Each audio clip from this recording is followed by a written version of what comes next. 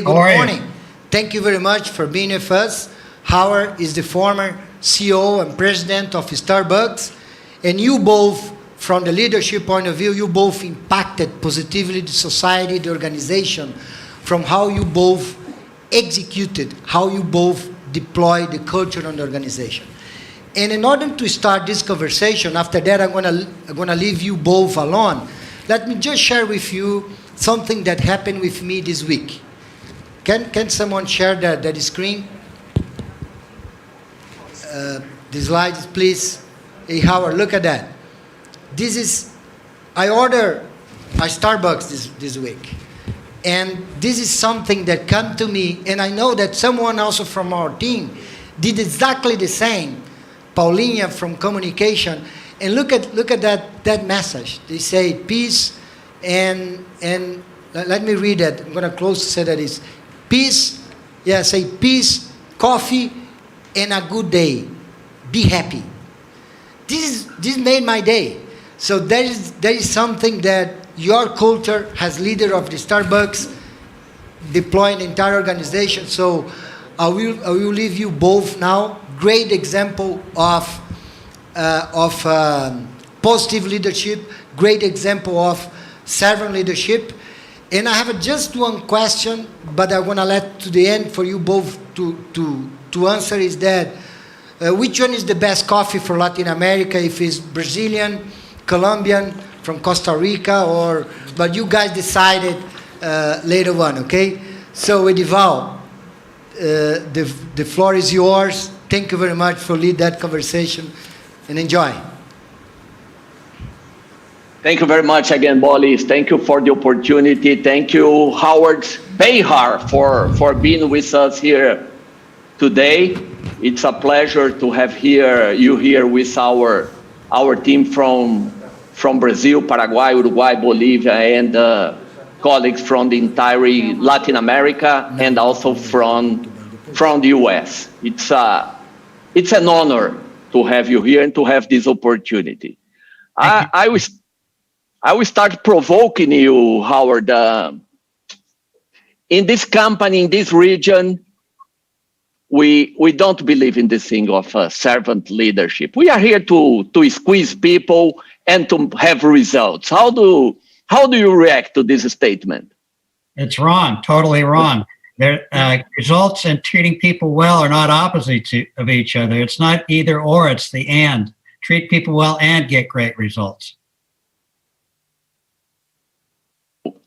Of course, we fully agree with this statement, Howard, and we have been working on culture for the last several years in this region. So tell us a bit about how do you see the importance of culture, and how did you reach? Because what I noticed that as leaders, there is a turn point. There are some events in our lives that impact us and make us believe in subjects like culture, like servant leadership. Tell us a bit about how you reached this conclusion that culture is extremely important, and so let us know your experience, why you reached this conclusion, put in practice. Well, it all starts at home. It starts with family, because every family has a culture, whether you talk about it or not. And so depending on many times your experiences in your home with your family determines how you respond to this idea of culture. Now, we never thought about it. I never thought about the word culture until I was in my 30s, It just wasn't, I was just Howard being Howard, doing things the way I wanted to do it. And when I was in my mid-20s, somebody gave me a little booklet by Robert Greenleaf called The Leader as Servant. And that started my journey on servant leadership, of putting words to these ideas that I believed, that if you treated people well, if you treated them with respect and dignity, then they want to be part of your team, and you cared about them and they cared about you. So as I grew and I got older and I took on more responsibility in organizations, I kept learning more and more about servant leadership, and I kept practicing its philosophies. And, it took me a while.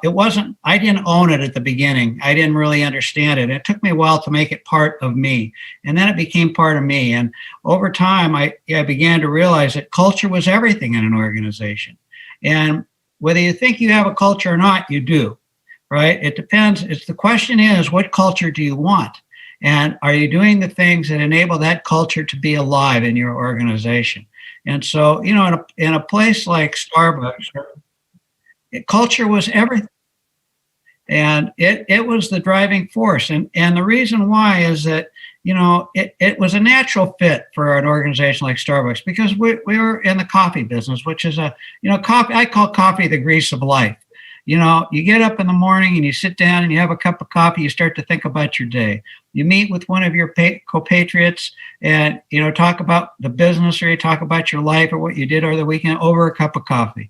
You're sitting down with your significant other, your spouse, whatever, and you're talking about your children over a cup of coffee.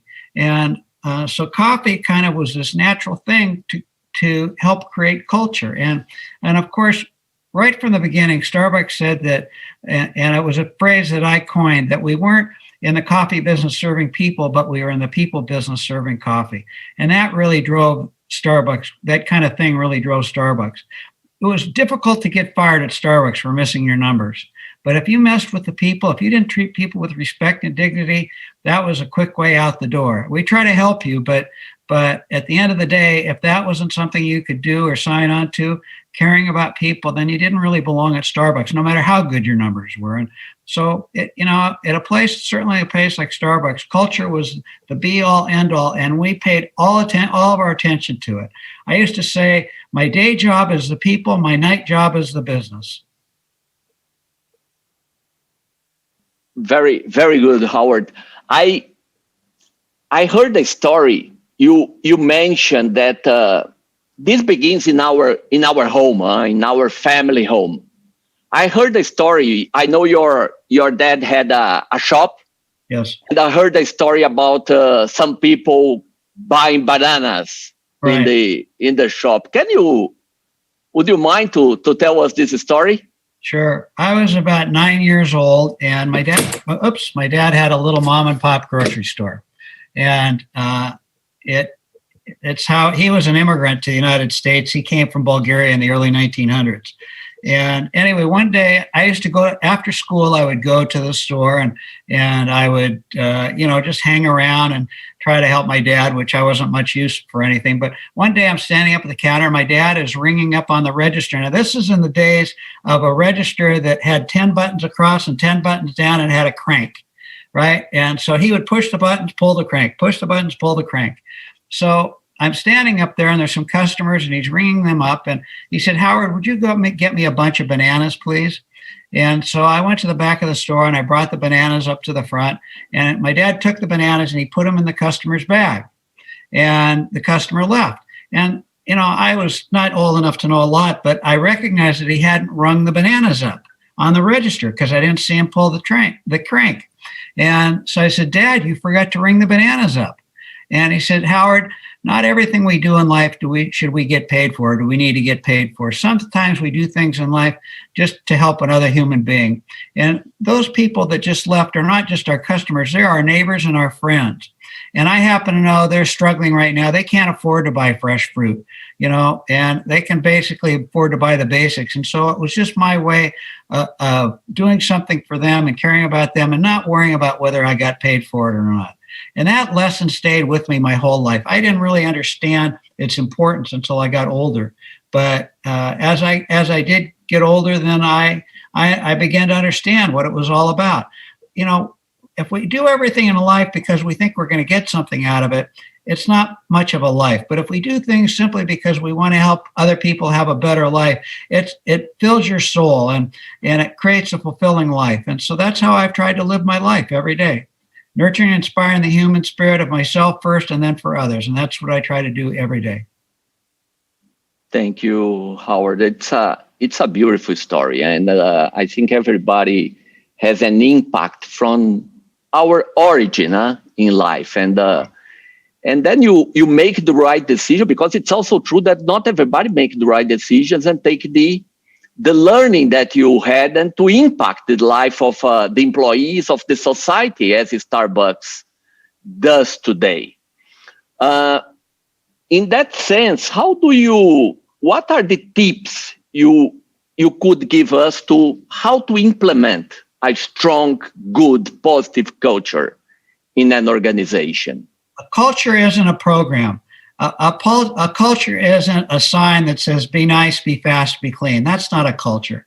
A culture is who you are, right? You can't fake culture. It's who you are and what you do, not just what you say. Most importantly, what you do. You can say, I'm going to be nice to people, but if you don't treat people well, then you're not going to get the kind of culture you want if you want a caring culture. And so it's what you do, and it starts, I think, with leadership of the organization. But I've seen cultures develop within an organization, not at the top, but at the bottom, and bubble up, because they've said, this is how we want our culture to be. And so it's everybody working together to create the kind of life and human connections that you want inside your organization. But it has to be defined. You have to talk about it. You have to use words that match your culture, what you want your culture to be, because words matter. You use words like caring and love and thoughtfulness and trust and authenticity and vulnerability, and you define what those words mean to you, and then you act on them. And then the whole team, the whole organization starts to do it, and before you know it, you got the kind of culture you want. But it takes practice, and it takes consistency, and it takes leadership holding everybody accountable in a loving way to living up to the culture that you want in your organization. But everybody has to participate, and you have to really think about it and define it. What is it that you really want here? And then you have to live it. It's just like in a family. A parent says, I want us to be all honest with each other in our family. Then the parent has to be honest. You can't be telling little white lies, or you can't do things to your children that aren't truthful or not caring, and expect the children to be truthful and caring. And that's the same way in any organization, particularly in a company. Howard, one of the aspects in our culture that we believe it's very strong is we aim for the health of animals and their well-being. Right. And this, as a consequence, impact the lives of people. Yes. If you live with your dog is healthy, is protected, is vaccinated, no parasites, this will have a positive impact for the dog and for you. Right.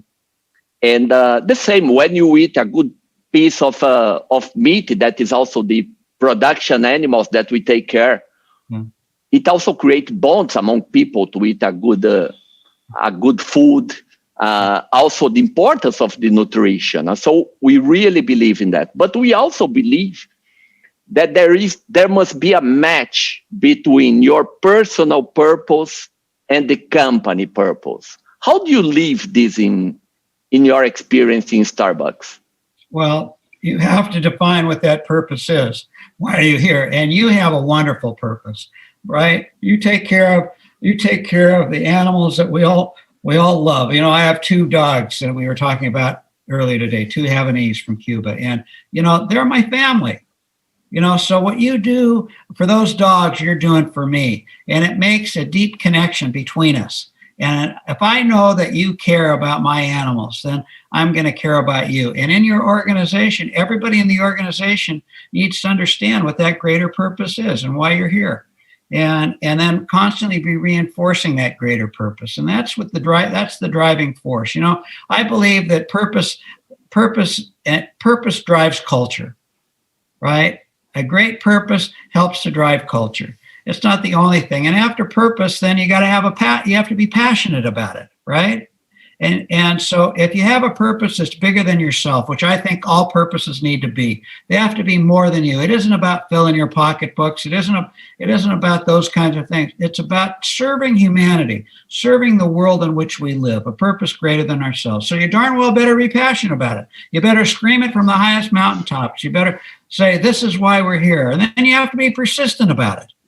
because there are lots of rocks in the river called life. And we hit those rocks every once in a while, but we still have to stay focused on our purpose and drive it with passion. And then we have to have patience. Not everything comes in the time frame that we want it to come, right? Some things take a little longer. And most important person, we have to have patience with ourselves because, we get driven. I'm an A-type personality person. I like to produce results, but I want to do it with people, not on the backs of people. And then the fifth ring is performance. Robert Greenleaf in Servant Leadership said that performance matters, but it's how you get the performance that really matters, right? So it all ties back to the purpose. And the final P is about people. Everything you do in life is about serving other human beings. I don't care what role you play, whether you're a rancher, whether you're a veterinarian, whether you're a server of coffee, whether you're a doctor, a lawyer, an architect, an engineer. There's only one reason any of us are put on this earth, and that's to serve other human beings. So, purpose drives culture. Beautiful. I think we have to ask now if you have any question from the audience. Any question? Edival, I think the question will be sent to your cell phone, to your WhatsApp. Okay. If you do not have any question yet, so do you guys already decided what is the best coffee or not yet? Yeah, it's going to be to the answer end. that question with all these people from Brazil and all over Central and South America. I don't think so. Just a joke. Edival, please. Now we have to be careful because we have a lot of Brazilians, but probably a couple of people from Colombia or from Costa Rica. From Mexico, and then if we say it's Brazilian one, later on I have problems with the other countries. Exactly. So Edival, go ahead. Oi, Bolis. No, go ahead, please. No, thank you. So let's move forward, Howard. And of course, you in this aspect of culture, and I love a quote from Apple: "Culture beats strategy." I really believe that. I really believe that we must have the people first, the right people. Right. Yeah. Because also people that are motivated, that want to make a difference. Because also to say the people, but people that really don't want to be part of a strong purpose of this game. Also, we may have challenges, but having the right people, the right culture, the right leaders, we are going to make the right strategy. That I love this. And we are living a different moment today.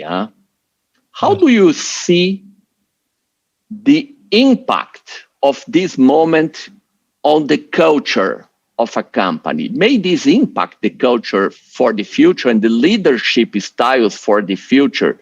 Because we are learning something in this virtual new world. Right. Well, it's there can be no excuses, right? Just because we're living through COVID and difficult times, and certainly in the United States during difficult political times, you can't give up on your culture.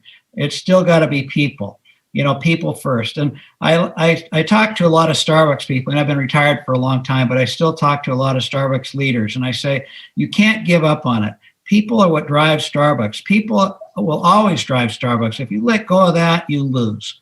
And, it's the idea that, communication really is the single most important thing to culture. If you think about in a family, right, you have to communicate effectively and honestly with each other, because what does that do? That builds trust. And without trust, you can't have an organization, whether it be a family or whether it be a company. So I say in these times, if you thought communication was at a level 5 out of 10, then you need to now take it to a level 15. You got to go past the top. You got to over communicate. Just like when a family's in trouble, you got to be communicating all the time. You know, when you're struggling with something, then it needs constant, consistent communication about what really matters in this organization, and constantly reinforcing what you're all about, what your greater purpose is. So, you know, during difficult times, it's the time to over-communicate. It's the time to constantly be reassuring ourselves, reassuring our organizations that we are still about we're still about our purpose, and we're still about people. And we should be just as passionate about that today during these time of crisis as we are when there is no crisis. You know, if there was ever an important time to be focused on our purpose, it's now. One point that I also would like to explore with you, Howard. I think people that don't study, don't learn more about servant leadership has a tendency to think that servant leadership is a easy way to make people's lives easy. Yeah. And I think it's extremely tricky. I think your life can be much harder if you have a servant leader. Do you agree with that? And if you agree, why? Yeah, absolutely. Because servant leadership is about performance. Let me give you an example. So I don't know about you, but I have some jobs around my house, right? And, you know, it's from the simplest ones to take out the garbage, to make sure the cars are running, I do the grocery shopping. So I have to do those things, or I hear about them. So that's called performance. And if I'm not living up to the expectations in my family, then my wife lets me know. And sometimes the conversations are not that easy, but I understand that those things are my responsibility. But yet we love each other. We care about each other. We're here to serve each other. And that's the same in an organization. Performance matters. We don't like that word very well. We don't like it, but we're getting measured all the time. I get measured here at home. And when I was working, I got measured at work by the people that reported to me, and I got measured by the people that I reported to. And it's the most important thing, is to understand that we have to live up to our commitments. And servant leadership is about living up to our commitments. Servant leaders need to live up to their commitments, and then the people that report to those servant leaders need to live up to their commitments. So, you know, everybody thinks about servant leadership as a soft skill. It's just soft. It's just, you know, you just care about people and it's all, and everything is going to be okay. No, that's not the way it is at all. It's caring about people, but producing results. And as I said before, those are not opposites of each other. They're the and in life, because they go together. Performance and caring about people go together. Just like you love your spouse and you care about your spouse and you serve your spouse. They go together.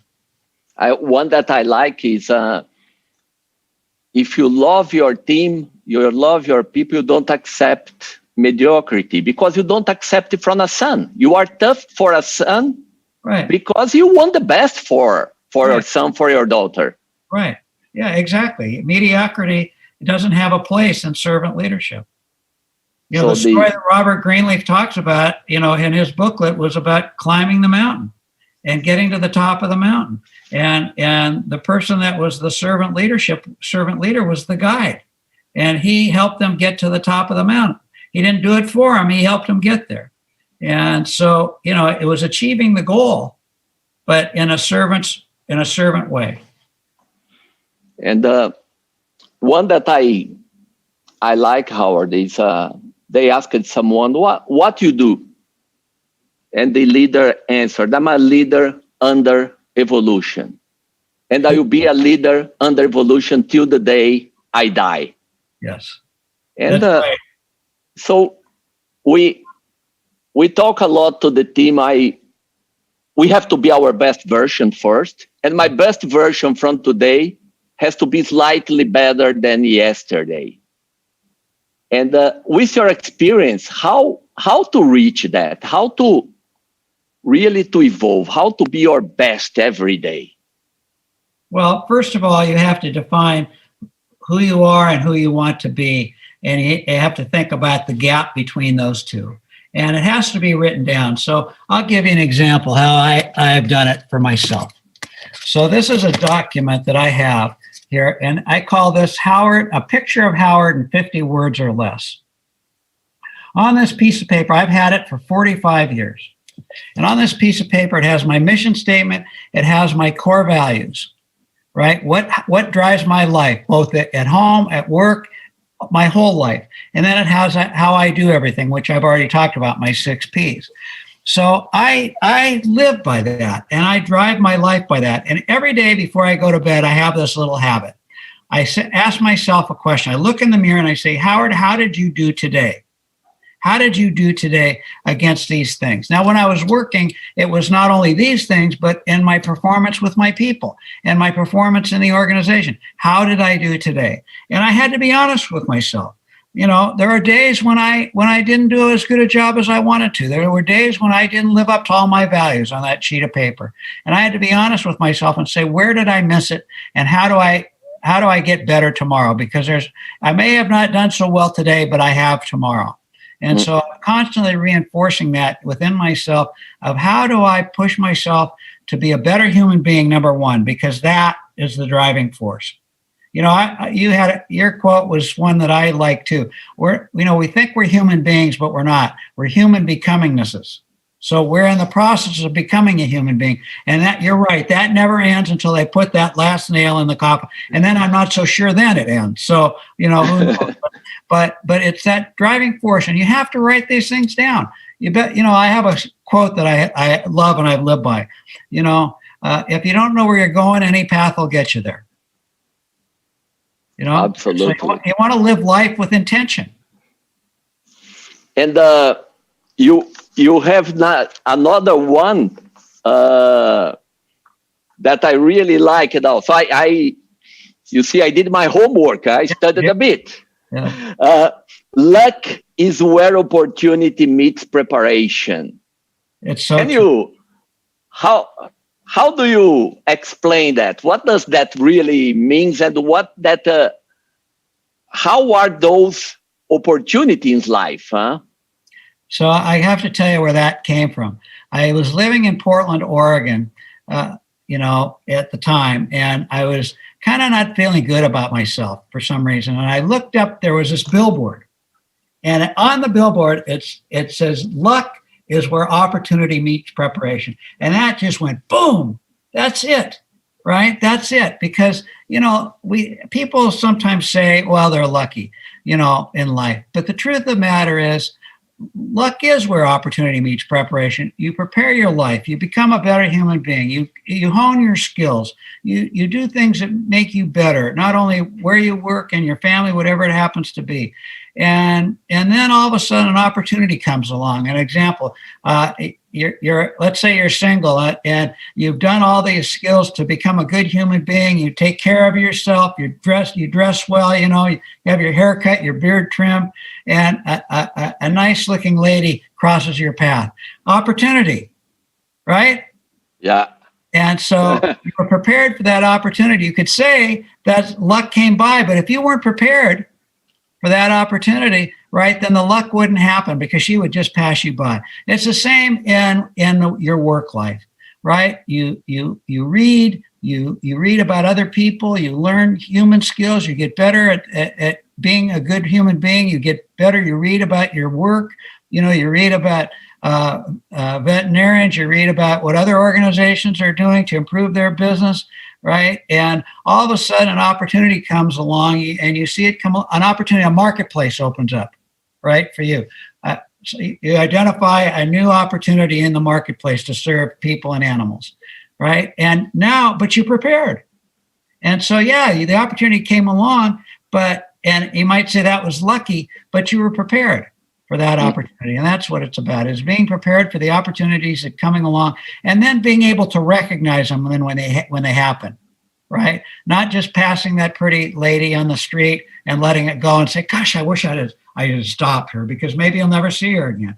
Or passing on that opportunity without doing some investigation. Is this a market that we want to be part of? You know, we have a product called Frappuccino at Starbucks, right? And it came about because of a district manager that identified the need and then helped to create the product, right? We didn't create the name. It came from a company that we bought called Coffee Beanie, a coffee connection in Boston. And they had the name Frappuccino. So that was lucky. We bought that company, and then they gave us this great name. And then the truth of the matter is the product really came from a competitor. We copied something that somebody else was doing, and we made it to our specifications, and we think we made it better. And so we recognized the opportunity, but we got ourselves prepared to take advantage of the opportunity. So that's where luck is where opportunity meets preparation. And also, Howard, one of the things that you mentioned books. I always change our people. During interviews, I always ask them, how many books you read last year? And for me, it was very sad that some people used to say, no, I don't have time. I said, come on, I have more time than you. Yeah, plenty of time. So do you agree, leadership, we can learn a lot reading? Absolutely. Leaders are not born. You create it. You create yourself, or you have other people help you create yourself, by learning. And you read books about great leaders, and you find out the things that you want to do and the things that you don't want to copy. But, you're talking to a guy that barely got out of high school. I had 2 years of community college, so I didn't go to Harvard. I didn't go to Stanford. I didn't even go to the University of Washington. I went to a community college. And so I had to find other ways of learning. So I observed other people, and I found mentors that I wanted to be like, and they helped me hone my skills and talk to me about leadership. And then I did it through reading books, and sometimes it was television program. I remember one time I was watching a television program about Ted Turner, who founded CNN.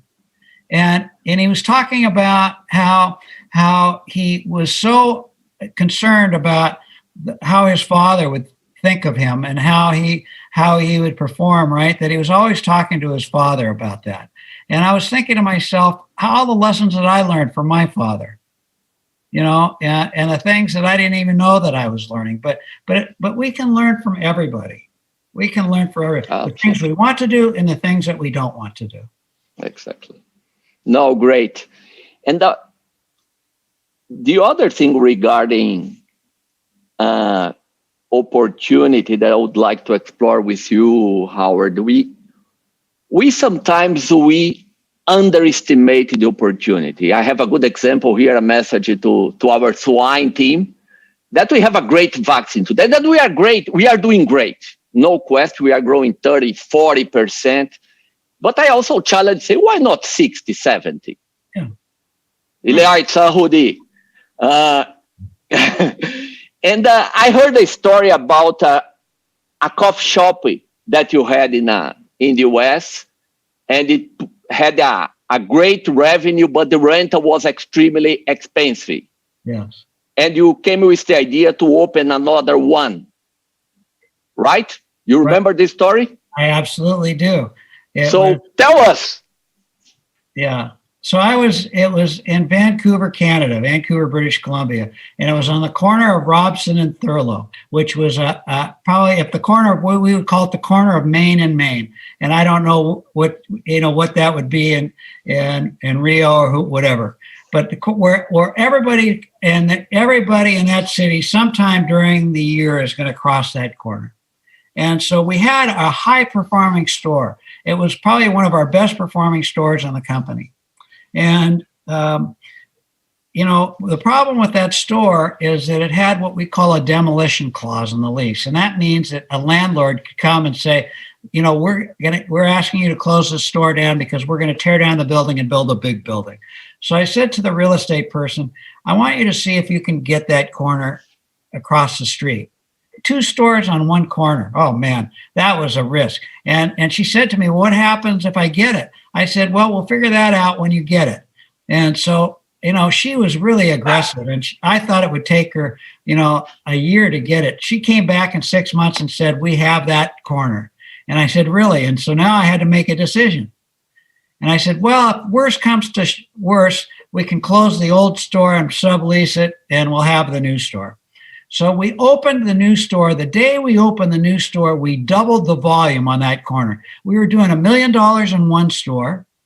And the day we opened the second store, we were at a run rate of $1 million in that store. So that means we went from $1 million on that corner to $2 million almost overnight. Because that opportunity came along and we weren't afraid. We said we could figure out how to deal with it. That changed the trajectory of Starbucks. Because then all of a sudden we believe, wait a minute, we are way underserving our marketplace. We're thinking too small. What is the real opportunity here? How can we think bigger? And so we started putting more and more stores closer together. And yeah, we dropped a little bit in the stores for a little while, and then they came right back up. And that's how our business grew. At one time, we had 3 stores on that corner. 3 stores in that corner. I mean, who would ever have 3 of the same, one corner, one corner, one corner? Who would have 3 coffee shops, all one brand on that corner, all doing terrifically well? And so, we can underestimate the marketplace. And we have to challenge ourselves to really think bigger than we're thinking, because that's how you're going to grow. I remember Howard Schultz, who was the chairman of the company of Starbucks. He was born and raised in New York City. And he said to me, this was early on, he said, someday we're going to have 100 stores in Manhattan. I'm a guy from Seattle. I thought 100 stores in one little city? It was a big city, but still in one city. And today we have over 300 stores in Manhattan, right? All because he thought someday we'll have 100, and then the goal, resetting the goal, constantly resetting the goal, moving yourself forward all the time, not being afraid of failure.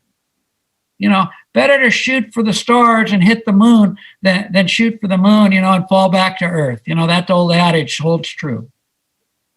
Beautiful. It's a great story. I think a lot of times we limit not only the business, but ourselves. We Yes. can do much more and much better. That I think we can really have an impact Absolutely. in this society. Right. We can change the world if we head in that direction.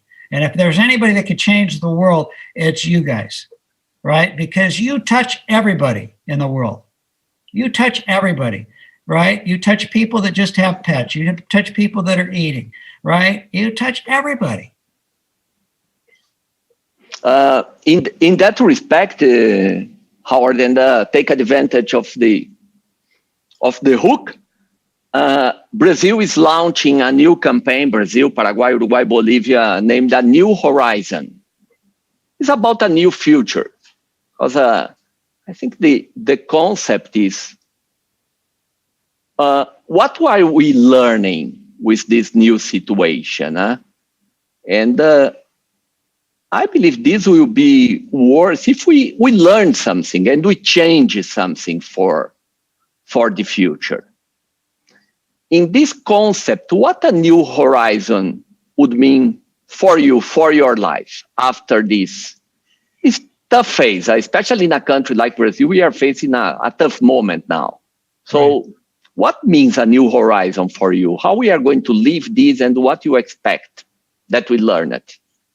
Yeah, for me, it's a resetting of our view of our lives. Right? It still means holding on to those values that we hold dear, because values are timeless, right? You still are who you are, but what can your organization be? What more people can you serve? It's not just the opportunity to grow your business, from the standpoint of making bigger numbers, but the opportunity to serve more people. What is the world that you live in? And you can't let it hold you back. When we were newly forming, when we had about 200 stores, and now we have 35,000 stores around the world, somebody said someday we'll be as well known as Coca-Cola. As well known. Now think about that. Starbucks, this little company basically in the northwestern part of the United States, 200 stores. We had a few stores in California. And somebody said someday we'll be as well known as Coca-Cola. That was changing our paradigm, right? So it's the idea of that created, instead of the horizon being that big, all of a sudden the horizon was like this, right? We have some place to go. And so what is that horizon for you? What does it look like? And you have to talk about it. Dream the impossible. What seems to be the impossible. 100 stores in Manhattan. Be as well known as Coca-Cola. What is your impossible? And you talk about that, and that's your target, right? It's okay to fail. It's okay, right? You're not going to make every goal you set, but if you don't shoot high, you're going to achieve low. It's a law. It's the law of nature. Great. And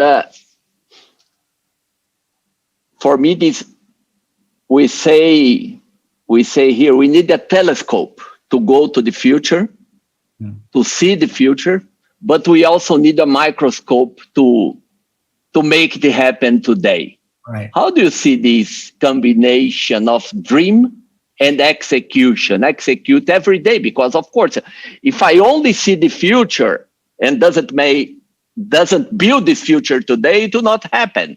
How do you see this combination of the telescope and the microscope, Howard? It's called the dance of life. 2 steps forward, 1 step back. 2 steps forward, 1 step back. 2 steps forward, 1 step back. And each time you're gaining a step. And that's all it is. It's just putting one foot in front of the other and just continuing to make those steps, even though you're going to have a step back, because that's life. That's how it all works. You start out you're developing a new market for your business. And, you hit little rocks in the road, and it forces you to stop and maybe take a step back and turn to the right or turn to the left. But you're still moving forward all the time. And that's all that matters, is that you're moving forward. That's how businesses grow. Everybody looks at your business probably, or look at Starbucks and say, wow, look at that. Look what they did. It was one person, one customer, one cup of coffee, right? One store at a time. And that's how we did it. That's all we could do. We couldn't go from 1 to 35,000 stores in a week, right? And we couldn't go into 97 countries in a week. And so we just kept focusing on where we were headed. The vision was big, and we kept going towards it. And so that's it, the dance of life. 2 steps forward, 1 step back, and you just stay with it. You never worry about the step back. You just constantly challenge yourself to move forward. Beautiful.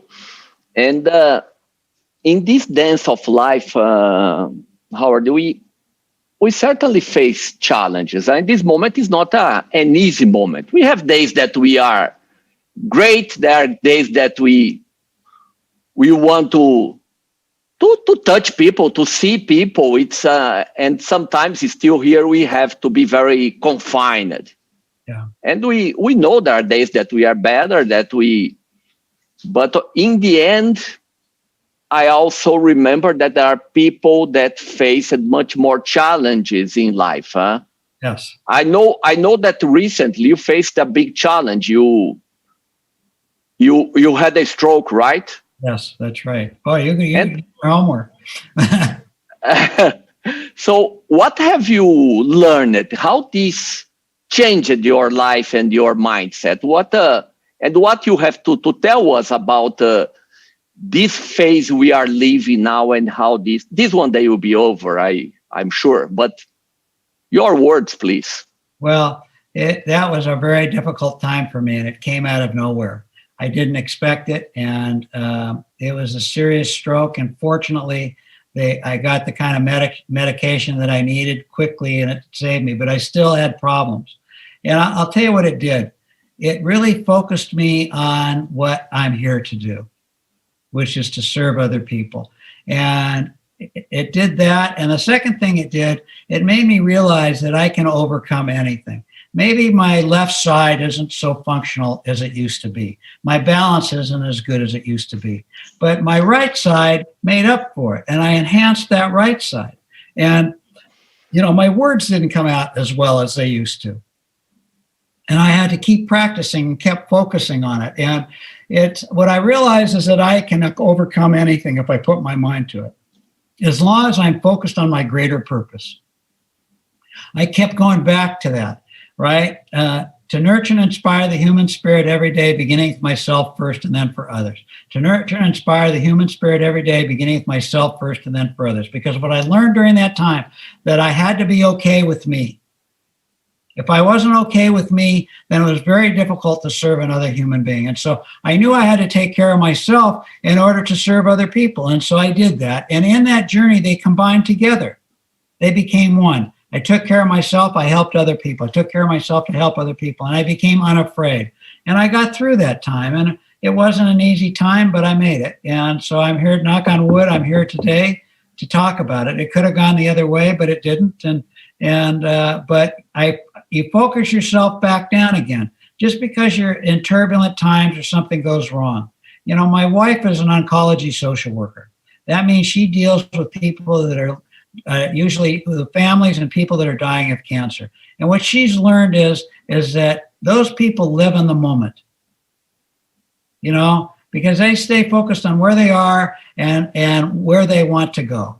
And so she helps them get through that. And sometimes it's not easy, but if you're focused on your greater purpose and you stay with that, and you know, that goes back to the dance of life, 2 steps forward, 1 step back. And I focused on that all the way through, and I got through it. And I'm thankful to God for that. I have some questions here, Howard. Let's, because our time is flying, as always, time flies. So enjoy the moment.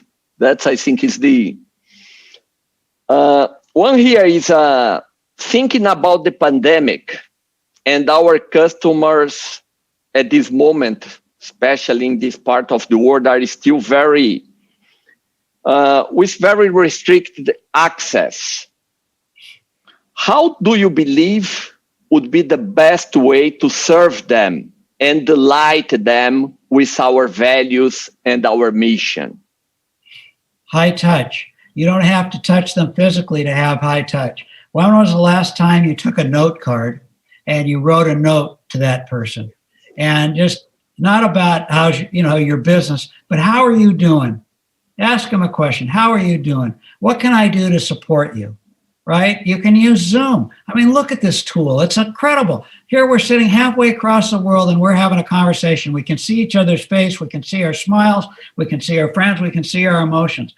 So you constantly have to reach out to people, but not just about the business. Reach out to people about them, how they're doing in life. What are their struggles? And it's maybe the people that you're serving, the people that work in the organization or your customers, but it's communicating and showing that you care. I used to send birthday and anniversary cards to everybody that worked in the company, and I would write a note on every one of them until we had about 10,000 people. And, they never forgot those cards. Even today, I haven't sent a card to a Starbucks person in 9 or 10 years, right? Except for the people that I'm close to, right? But I sent them to everybody. And people still come up to me. And what do they remember? The cards that they got and the note that they got and what it meant to them. So if you want to develop great relationships, this is the time to do it, because when people are struggling the most, that's when you need to be there. It used to amaze me. People would tell me they didn't get a birthday card from their family, but they got one from me. Great. So you know what it takes? I'd like to send 5 cards a day to people. To have them on your desk, think about the 5 people that you want to send a card. It takes you 10 minutes. And you put them in the envelope and you write their address and you put a stamp on it and you put it in the post box.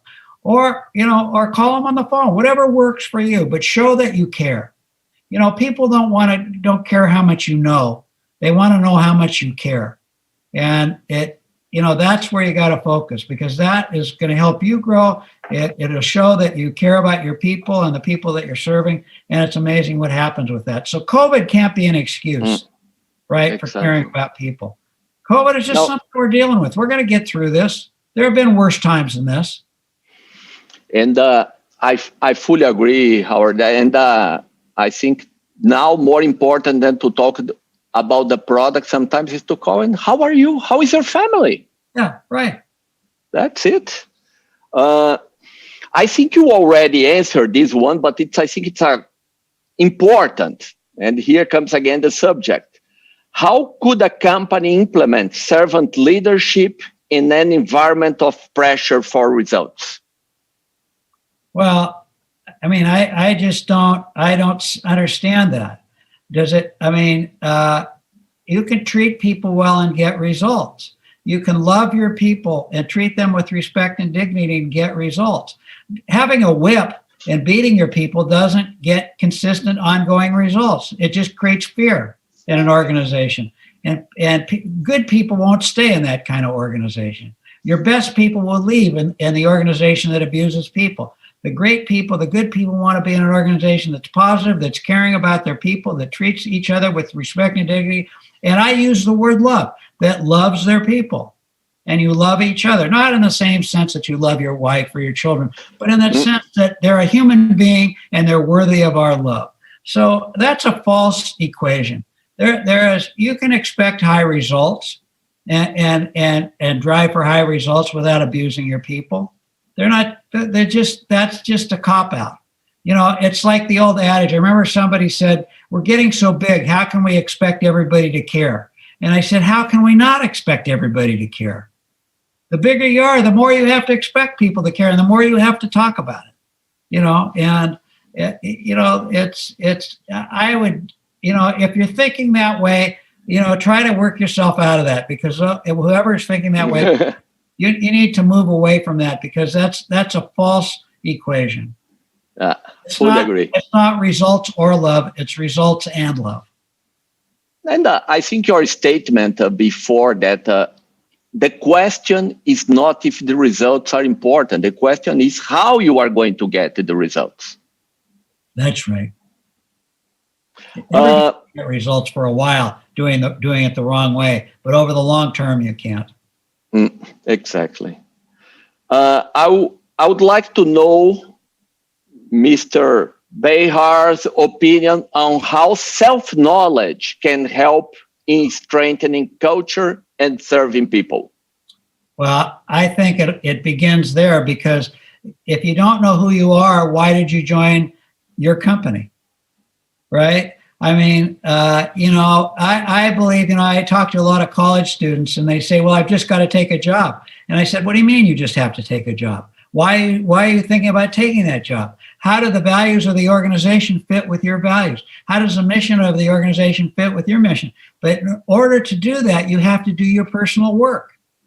And that means that you have to figure out who you are. You know, it's Howard in 50 words or less. Who are you? Who is John? Who is Jaime? Who is Mary? Who is Sue? Who are you? And write it down, and write down why those things are important to you. And then when you go to look for a job and you're looking for a career, because I don't think we should be looking for jobs. I think we should be looking for it's our lives. We spend as much time or more time at our work than we spend at home.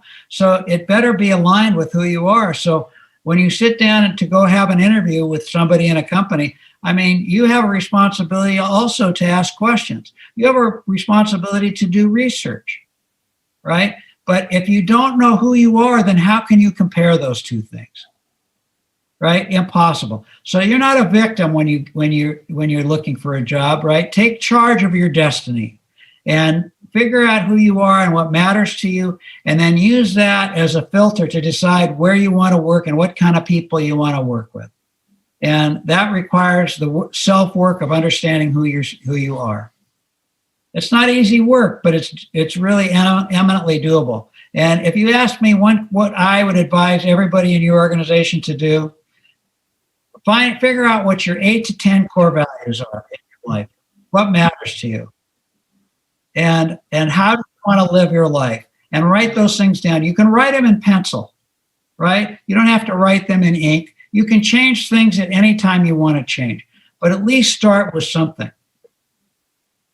I think another one here. Let's go for this one, and then to finish. Unfortunately, we are reaching the time, Howard. It's a pity and how time flies. If I had to focus and to choose one skill, what should be competence or trust? What is more important? Or what other skill should I develop to be a great leader? So I would have trust first. I don't care how competent you are. If there isn't trust, you will not get anything done. Period. It's impossible. Right? And so you trust first. And that trust drives the world. It drives life. If you don't have trust between you and the people that report to you, if you don't have trust between the people you're serving, if you don't have trust in your communities, if you don't have trust in your country, nothing can happen. When trust breaks down, organizations break down, whether it's a family or an organization. So the other skill is the social emotional skills, the human skills, the skills that make you a human being.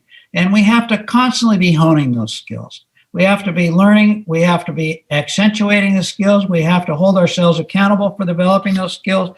And you have to be open for correcting yourself, because we're not perfect. We make mistakes. And when we do make a mistake, we have to acknowledge it and get better every day. So it's the human skills. Those are the skills that people say are soft, but they're not. Those are the hardest skills to develop and to hold yourself accountable for. So human skills and trust. Those are the two things. Howard, what are the final words you'd like to leave with us today? Well, I'd like to read you a quote that I love. And here it goes. For what it's worth, it's never too late, or in my case, too early to be whoever you want to be. There's no time limit. Stop whenever you want. You can change or stay the same. There are no rules to this thing. We can make the best of it or the worst of it. And I hope that you make the best of it. And I hope that you see things that startle you. I hope you feel things you've never felt before. I hope you meet people with a different point of view. And I hope you live a life you're proud of. If you find that you're not, I hope you have the strength to start all over again. It's never too late to start all over again, whether you're 15 or whether you're 90. You can be who you want to be. So, that's what I'd like to say. That quote came from a movie called The Curious Case of Benjamin Buttons, where the person was living their life backwards. Yeah. So you can be whoever you want to be, but you've got to choose it. It doesn't just happen. You have to live your life with intention. Thank you very much, Howard. It was really a pleasure.